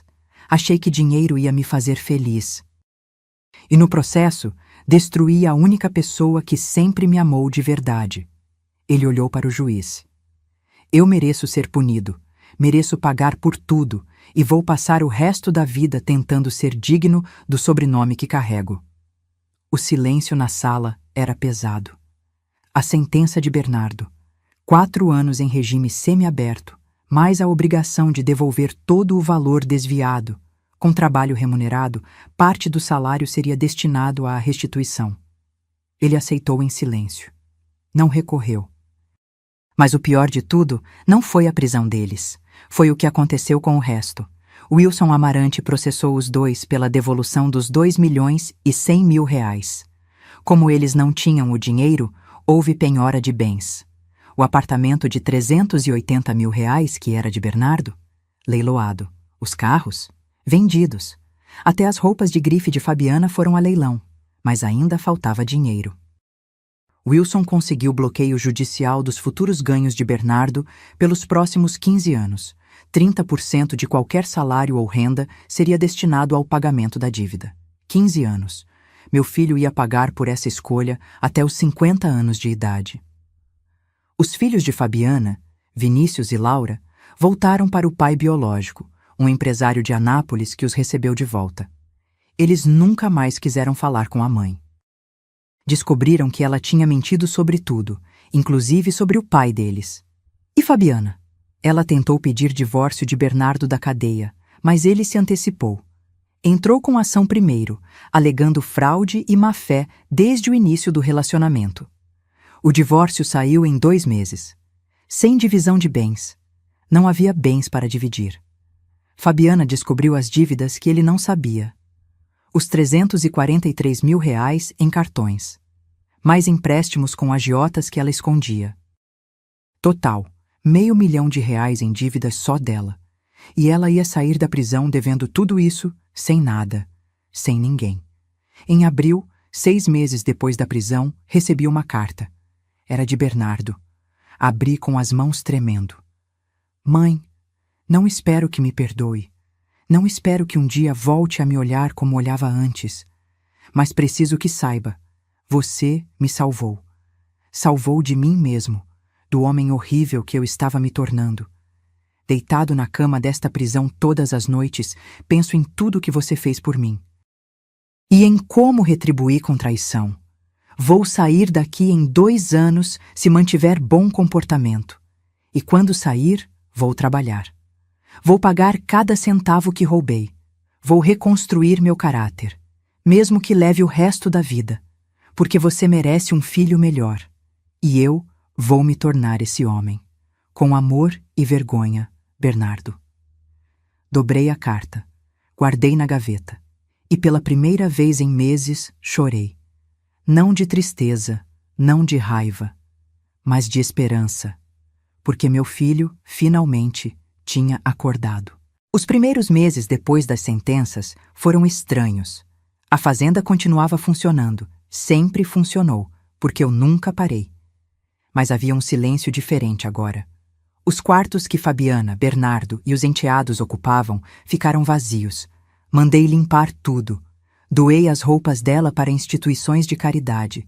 Os móveis que ela tinha comprado com dinheiro roubado? Vendidos. Cada centavo voltou para os cofres da fazenda. Voltei a ter minha casa de volta. Mas também voltei a estar sozinha.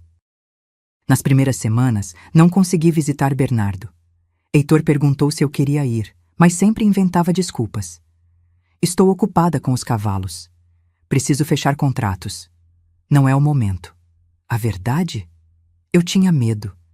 Medo de olhar para meu filho através daquele vidro de visitação e ver o menino que eu criei. Medo de sentir pena. Medo de enfraquecer. Mas em maio, 3 meses depois da prisão, tomei coragem. Era uma terça-feira. Dirigi até a Aparecida de Goiânia, onde ficava o Centro de Detenção Provisória. Prédio cinza, grades, arame farpado, aquele lugar onde meu filho agora dormia. Passei pela revista. Deixei bolsa, celular, tudo. Entrei na sala de visitação. Mesas de ferro, cadeiras desconfortáveis, cheiro de desinfetante barato. E então ele entrou. Meu Deus, como ele estava magro. Bernardo usava uniforme bege, cabelo raspado, barba feita.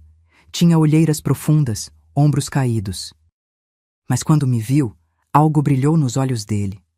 Não felicidade, vergonha misturada com alívio. Sentou na minha frente.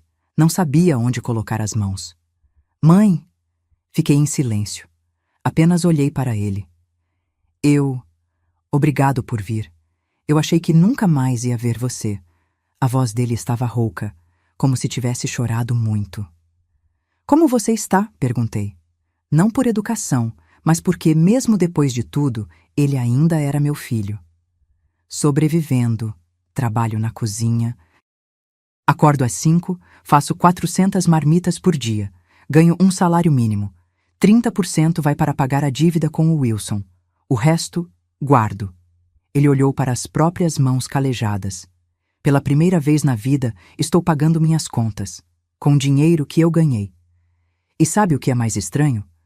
Eu me sinto limpo. Não respondi. Ainda não estava pronta para consolá-lo. Mãe, eu sei que destruí tudo. Sei que você nunca vai me perdoar. Mas preciso que saiba, a Fabiana está pedindo para eu testemunhar contra você, dizendo que você forjou provas, que manipulou tudo. O advogado dela me procurou. Meu estômago apertou. E o que você disse? Ele me olhou nos olhos, e pela primeira vez em anos, vi honestidade ali. Disse que não, que todas as provas são reais, que eu cometi os crimes que estão me acusando, e que se ela quer tentar me usar de novo, pode esquecer. Respirei fundo. Por que você fez isso, Bernardo? Por que escolheu ela em vez de mim? Ele baixou a cabeça.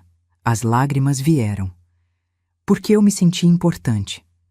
Pela primeira vez, alguém me olhava como se eu fosse especial, não apenas o filho da Isadora Mendes.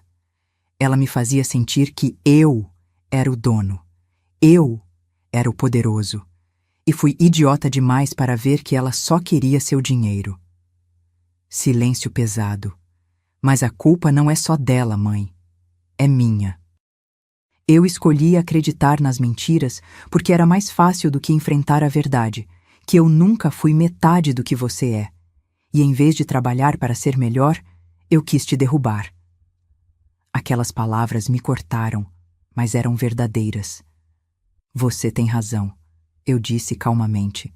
Você foi fraco, covarde, escolheu o caminho fácil. Ele concordou com a cabeça, chorando. Mas sabe o que mais? Você ainda é meu filho, e eu não desisto da minha família. Ele levantou os olhos, surpreso. Não significa que esqueci, não significa que está tudo bem, mas significa que, se você realmente mudar, se provar com ações e não com palavras, talvez um dia a gente consiga reconstruir alguma coisa. Bernardo chorou abertamente. Colocou as mãos no rosto. Eu vou provar, mãe. Juro por Deus. Vou sair daqui, vou trabalhar, vou pagar cada centavo. Vou me tornar o homem que você merecia que eu fosse. Saí daquela visita com o coração pesado, mas menos partido. Os meses seguintes foram de pequenas reconstruções. Visitei Bernardo uma vez por mês, sempre conversas curtas. Ele me contava sobre o trabalho na cozinha, sobre os cursos que estava fazendo dentro da prisão, administração, gestão rural, até um curso de ética. Ele estava tentando. Em agosto, ele me ligou da prisão, animado. Mãe, consegui regime semiaberto. Vou poder trabalhar fora durante o dia e voltar para dormir. Arranjei emprego numa cooperativa agrícola aqui perto. Salário de R$ 3.500.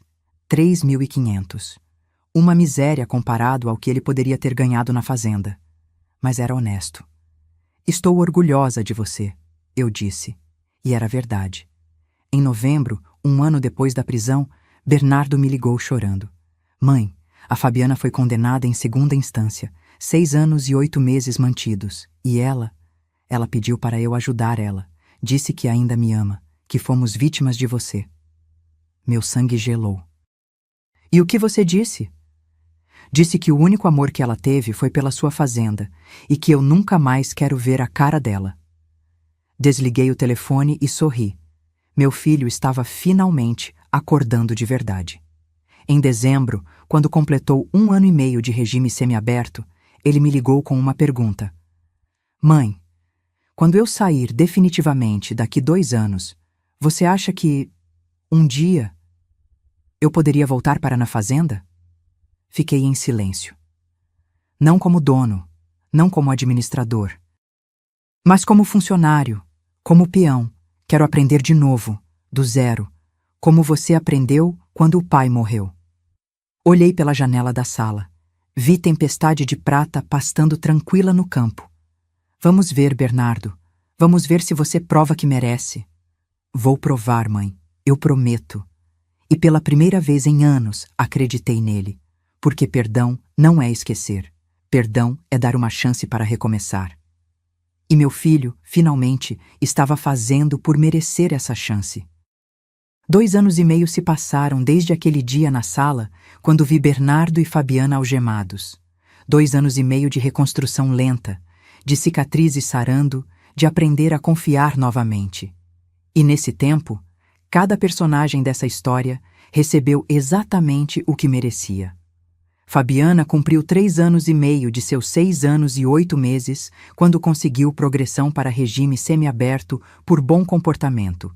Segundo o advogado dela, tinha se tornado modelo na prisão.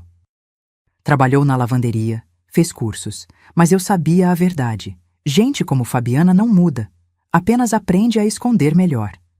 Quando saiu, em julho de 2028, tentou reconstruir a vida, mas descobriu que reputação não se recupera tão fácil.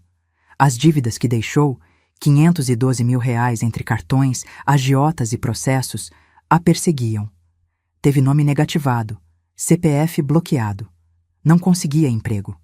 Tentou abrir um salão de beleza em Anápolis usando o nome de terceiros, mas faliu em 4 meses. Os filhos, Vinícius e Laura, cortaram contato completamente. O pai deles, um empresário decente que ela tinha caluniado por anos, os acolheu de volta e contou toda a verdade. Eles descobriram que a mãe sempre foi manipuladora, que o primeiro casamento acabou por golpes parecidos, que eles foram usados como peões numa estratégia maior. Vinícius me procurou por mensagem 1 ano após a prisão da mãe. Dona Isadora, quero pedir desculpas. Minha mãe nos ensinou a ver a senhora como inimiga. Hoje entendo que a senhora apenas se defendeu. Sinto muito, respondi com carinho. Ele não tinha culpa de ter uma mãe golpista. Laura nunca me procurou, mas soube que entrou na faculdade de Direito, trabalhando de dia e estudando à noite, talvez querendo entender como nunca mais ser enganada. Fabiana tentou contato com Bernardo dezenas de vezes, cartas que ele não respondia, ligações que ele não atendia. Até que um dia, ela apareceu na cooperativa onde ele trabalhava. Bernardo me ligou naquela noite, voz firme. Mãe, a Fabiana apareceu hoje. Disse que ainda me ama, que podemos recomeçar, que foi tudo culpa sua por ter armado contra ela. Meu coração acelerou. Mandei ela embora. Disse que o único amor que ela teve foi pela sua fazenda, não por mim. E que se ela aparecer de novo, vou pedir medida protetiva. Sorri do outro lado da linha. Você fez a coisa certa, filho. Aprendi com a melhor. Wilson Amarante, o comprador enganado, levou 3 anos para receber tudo de volta. Foram vendas de bens, penhoras, porcentagens de salários. Ele foi paciente, mas implacável. No final, recebeu os R$ 2.100.000 com juros e correção. Total de 2.400.000. Ele me procurou quando recebeu o último centavo. Dona Isadora, lamento que a senhora tenha passado por isso. Sua fazenda está de pé à venda? Sorri. Não, seu Wilson, nunca esteve e nunca estará. Ele riu, respeitoso. Imaginei, mas precisava tentar. Mulheres como a senhora são raras. Quanto a Bernardo, meu filho mudou, de verdade. Saiu da prisão em definitivo em março de 2029, depois de cumprir 4 anos entre regime fechado e semiaberto. Magro, barbudo, mas com olhos diferentes. Limpos, honestos. Conseguiu emprego fixo na Cooperativa Agrícola de Goiânia, ganhando R$ 4.200 por mês. Alugou um apartamento pequeno de 1 quarto. Comprou móveis de segunda mão. Cozinhava para si mesmo. Pagava as contas em dia. 30% do salário ainda ia para Wilson. Devia levar mais 8 anos para terminar de pagar. Mas ele não reclamava. Estou pagando por minhas escolhas, mãe. E tudo bem, é justo. Visitava a fazenda uma vez por mês. No início, ficávamos conversando na varanda, tomando café. Distante, mas presente. Ele nunca pediu dinheiro. Nunca pediu favores. Apenas queria reconstruir nossa relação. E aos poucos, tijolo por tijolo, fomos reconstruindo. Em junho de 2029, ele me perguntou se podia passar um final de semana na fazenda.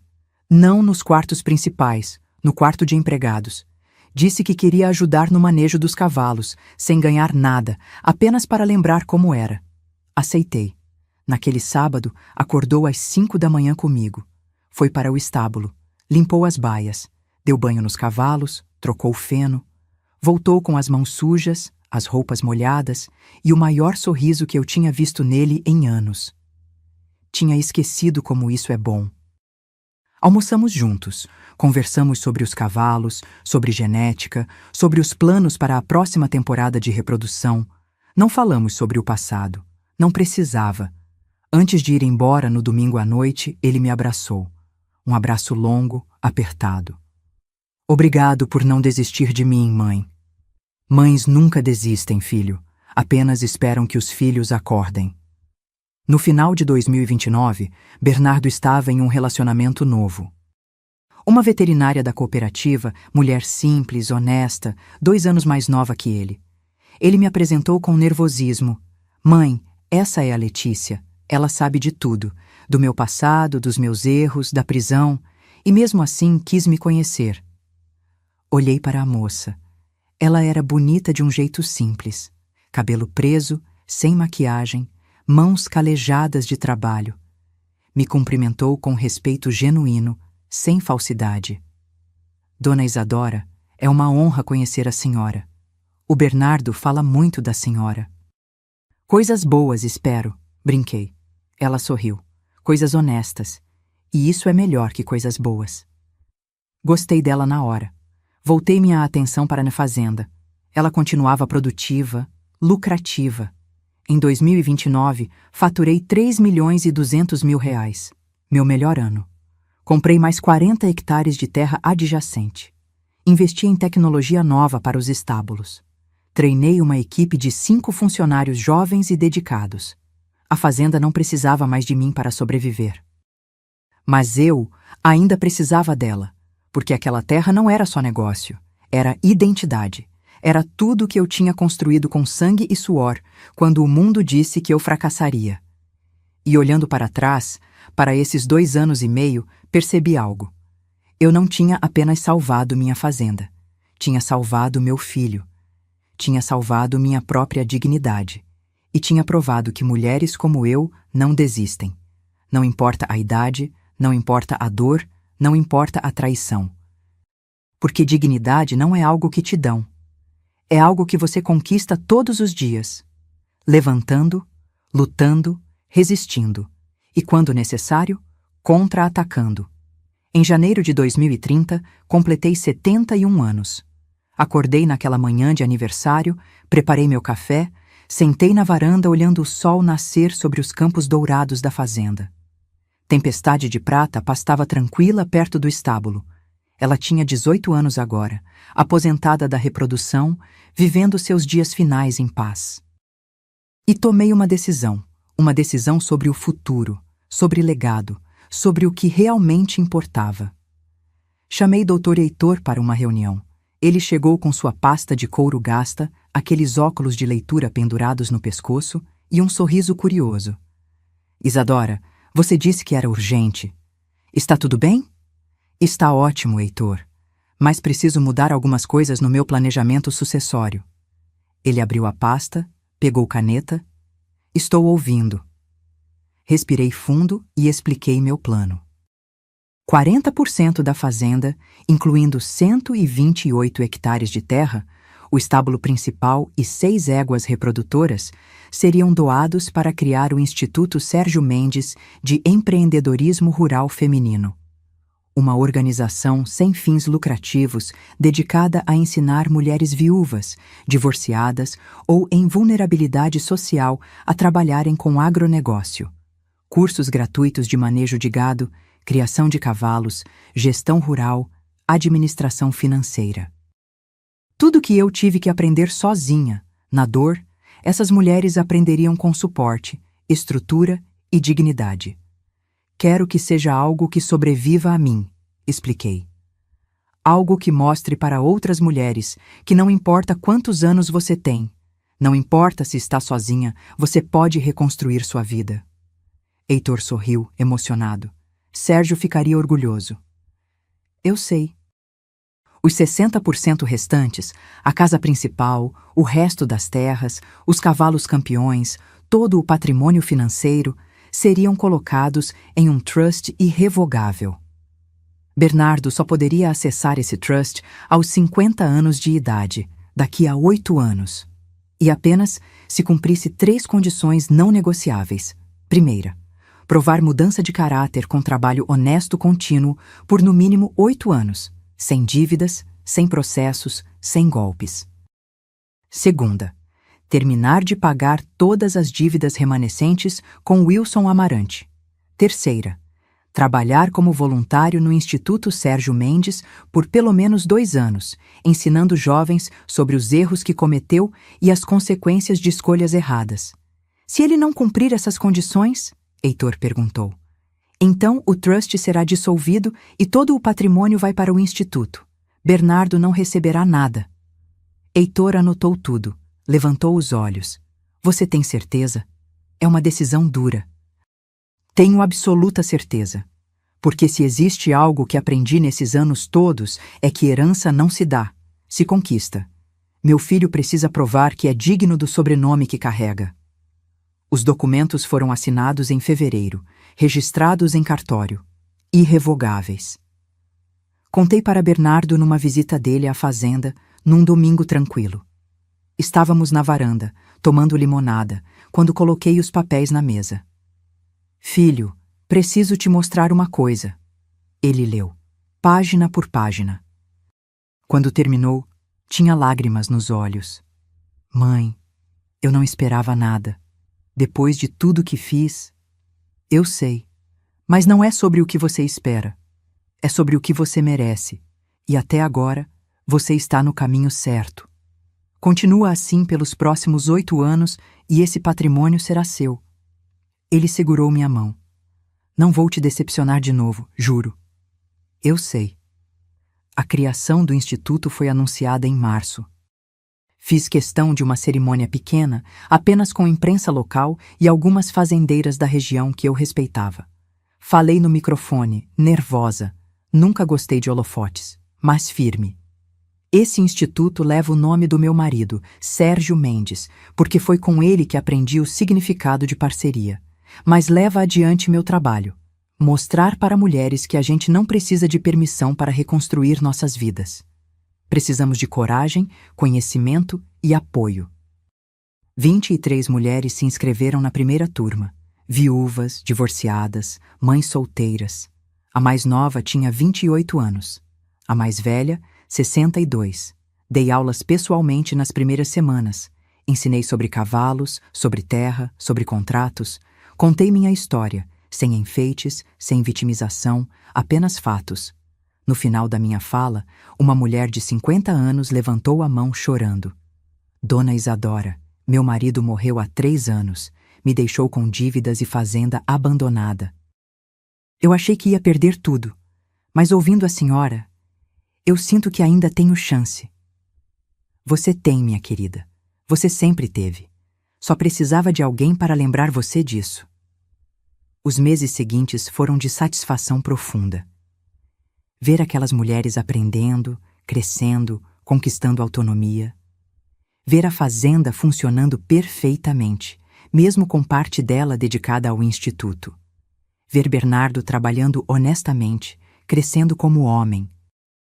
Em junho de 2030, Bernardo me ligou com uma notícia. Mãe, a Letícia está grávida. Meu coração parou. Você vai ser avó. Avó. Depois de tudo, depois da dor, da traição, da reconstrução, eu ia ser avó. Estou feliz, filho, muito feliz. Mãe, eu quero que meu filho, ou filha, cresça conhecendo a avó, conhecendo a história de como você lutou, para que ele aprenda desde cedo. Dignidade não se negocia. Desliguei e chorei. Lágrimas boas, de realização. Hoje, sentada na varanda dessa fazenda que construí com sangue e suor, olho para trás e vejo a jornada completa. Vi a pior traição que uma mãe pode sofrer, mas também vi a redenção mais bonita que um filho pode conquistar. Aprendi que família não é só sangue, é respeito, é lealdade, é esforço mútuo. Aprendi que perdão não é fraqueza, é força. Mas perdão sem mudança não é perdão, é permissão para ser ferida de novo. Aprendi que mulheres como eu, mulheres de 71 anos, com rugas, com mãos calejadas, com histórias de dor, não são descartáveis, somos essenciais, porque carregamos sabedoria que só se conquista vivendo, e lutando, e resistindo. Todas as manhãs acordo às 5, faço meu café, vou ao estábulo, cumprimento tempestade de prata e agradeço por estar viva, saudável, forte, porque enquanto eu respirar, essa fazenda vai prosperar. E quando eu partir, deixarei um legado maior que terras e cavalos, deixarei histórias de resistência, de dignidade, de mulheres que não se curvaram. E isso, meu filho finalmente entendeu, não tem preço. Dezembro de 2030. 71 anos, 7 meses e 14 dias de vida. Sentada na varanda da fazenda, com uma xícara de café quente entre as mãos, observo meu neto, Theo, 3 meses de vida, dormindo tranquilo no colo de Bernardo. Meu filho embala o bebê com cuidado, cantarolando baixinho uma canção que eu cantava para ele quando era criança. O ciclo se fechando. Letícia está na cozinha preparando o almoço. Ela insistiu em cozinhar, mesmo eu dizendo que não precisava. Dona Isadora, depois de tudo que a senhora fez por nós, deixe eu cuidar da senhora hoje. Cuidar de mim. Que conceito estranho e reconfortante ao mesmo tempo. Theo se mexe no sono. Bernardo ajusta o coeiro. Aquele mesmo coeiro de algodão que usei nele há 38 anos, lavado e cuidado durante décadas. Ele olha para mim e sorri. Mãe, lembra quando você me falou que eu só ia entender você quando tivesse um filho? Aceno com a cabeça. Agora eu entendo. Olho para esse menino e penso, eu faria qualquer coisa por ele. E você fez tudo por mim. E eu retribuí com traição. Sua voz falha. Ele ainda carrega a culpa. Sempre vai carregar. Cicatrizes não somem, apenas ensinam a conviver com a dor. Você está se redimindo, filho. Todo dia, com cada escolha honesta. Ele acena. Olha para o filho. Vou contar para ele, quando crescer. Vou contar sobre o homem horrível que fui. E sobre a avó incrível que me salvou de mim mesmo. Levanto, caminho até eles. Acaricio o rosto de Theo. Pele macia, cheiro de bebê, futuro puro, e sussurro. Você nasceu numa família que conhece dor, mas também conhece redenção. Nunca esqueça isso. Nos últimos meses, muita coisa mudou. O Instituto Sérgio Mendes formou sua primeira turma. 23 mulheres que chegaram quebradas e saíram empreendedoras rurais. 3 delas já administram pequenas propriedades próprias.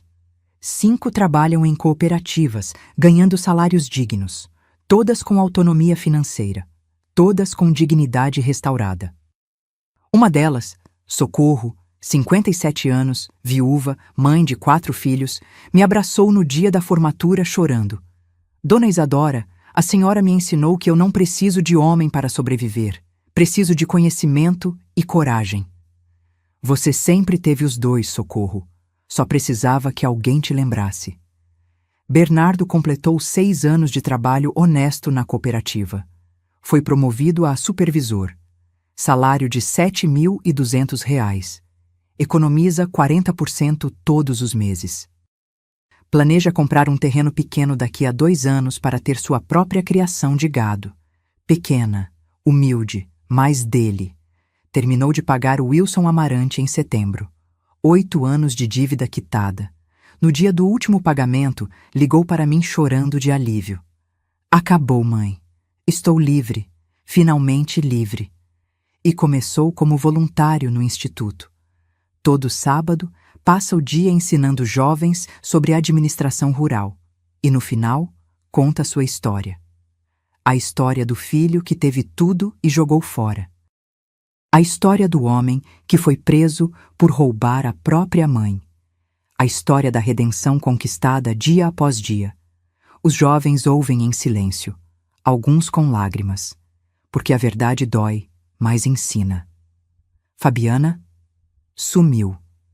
Soube que está em Goiás Velho, trabalhando num restaurante de beira de estrada, sozinha, sem dinheiro, sem filhos, sem nada.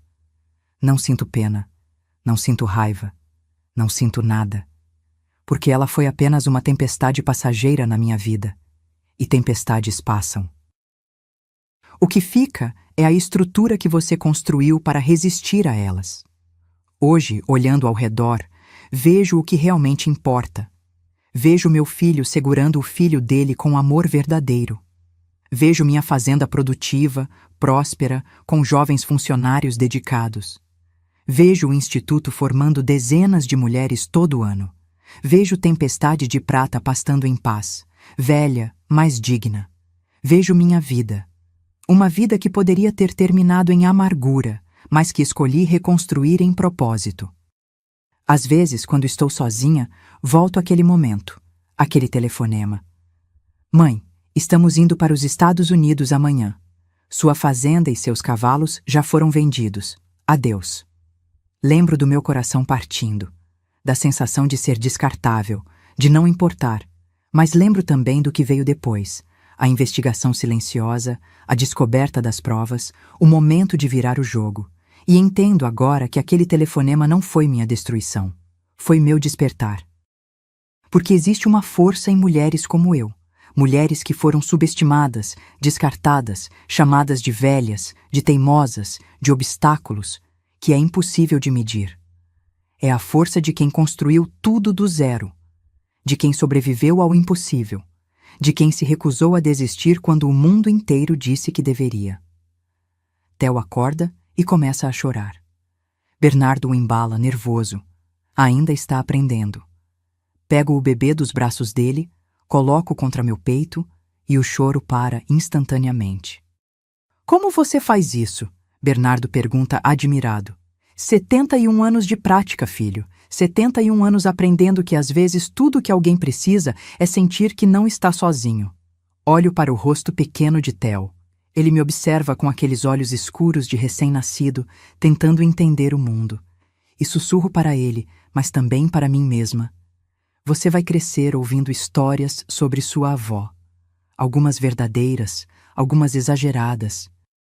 Mas quero que você saiba a verdade mais importante. Eu não sou especial. Sou apenas uma mulher que se recusou a ser quebrada. E você, meu amor, vem de uma linhagem de resistência. Não esqueça disso. A vida não é feita de finais felizes perfeitos. É feita de cicatrizes que viram sabedoria, de perdas que viram força, de traições que viram limites e de recomeços que viram legados. Hoje, aos 71 anos, não tenho medo do futuro. Não tenho medo de envelhecer. Não tenho medo de ser esquecida. Porque enquanto existir uma mulher que leia minha história e pense, eu também posso, eu vivi certo. Enquanto existir um filho que aprenda com os próprios erros, eu ensinei certo. Enquanto existir uma fazenda que prospera com trabalho honesto, eu construí certo. Sou Isadora Mendes, tenho 71 anos. E esta é a história de como não permiti que me roubassem a dignidade. Porque dignidade, meu amor, não é algo que te dão, é algo que você decide manter. Todos os dias, contra tudo e todos. E quando você toma essa decisão, ninguém, absolutamente ninguém, pode tirar isso de você. Se esta história tocou seu coração, se você conhece alguém que precisava ouvir isso, deixe nos comentários de onde você está assistindo. Quero saber se essa história chegou até você, onde quer que esteja. Porque histórias de resistência precisam ser compartilhadas para que outras mulheres saibam: você não está sozinha e você é mais forte do que imagina. Comente de onde você está me assistindo agora. Um abraço forte e até a próxima história.